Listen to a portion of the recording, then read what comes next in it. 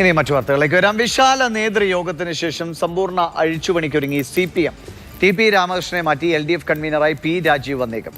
സംസ്ഥാന സെക്രട്ടേറിയറ്റിലും സംസ്ഥാന കമ്മിറ്റിയിലും അഴിച്ചുപണി ഏറെക്കുറെ ഉറപ്പായി കഴിഞ്ഞു. ചരിത്രത്തിൽ തന്നെ ഏറ്റവും വലിയ തിരഞ്ഞെടുപ്പ് തിരിച്ചടിയാണ് CPM-ന് ഉണ്ടായത്.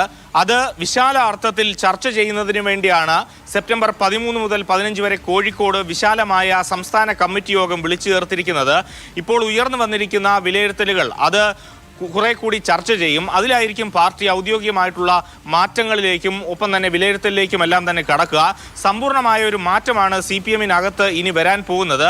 അതിൽ പ്രത്യേകിച്ചും പ്രധാനം P രാജീവിനെ പ്രധാനപ്പെട്ട പദവിയിലേക്ക് കൊണ്ടുവരാനുള്ള ആലോചന CPM-നകത്ത് ഉയർന്നു വരുന്നുണ്ട്.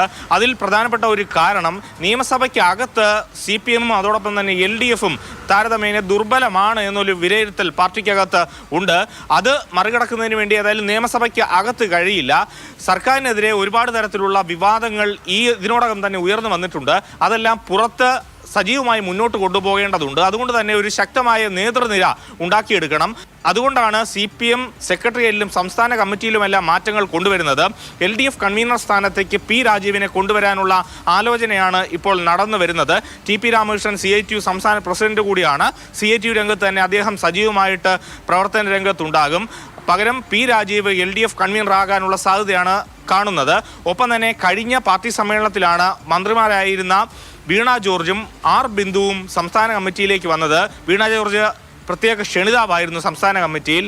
ആ സംസ്ഥാന കമ്മിറ്റിയിൽ നിന്ന് രണ്ടുപേരെയും ഒഴിവാക്കാനുള്ള സാധ്യതയാണ് ഏതായാലും മുന്നിൽ കാണുന്നത്. സജീവമല്ലാതെ സംസ്ഥാന കമ്മിറ്റിയിൽ നിൽക്കുന്നവരെല്ലാം തന്നെ ഒഴിവാക്കും. സജീവമായി പാർട്ടിക്ക് വേണ്ടി പ്രവർത്തിക്കുന്നവരെ സംസ്ഥാന കമ്മിറ്റിയിലും സെക്രട്ടേറിയറ്റിലുമൊക്കെ ഉൾപ്പെടുത്താനുള്ള ആലോചനയും നടക്കുന്നുണ്ട്. ഇനി ഏതായാലും എന്തൊക്കെ മാറ്റങ്ങൾ CPM-നകത്ത് ഉണ്ടാകുമെന്നുള്ളത് നിർണായകമാണ്. AK Stephin, Mathrubhumi news, Thiruvananthapuram.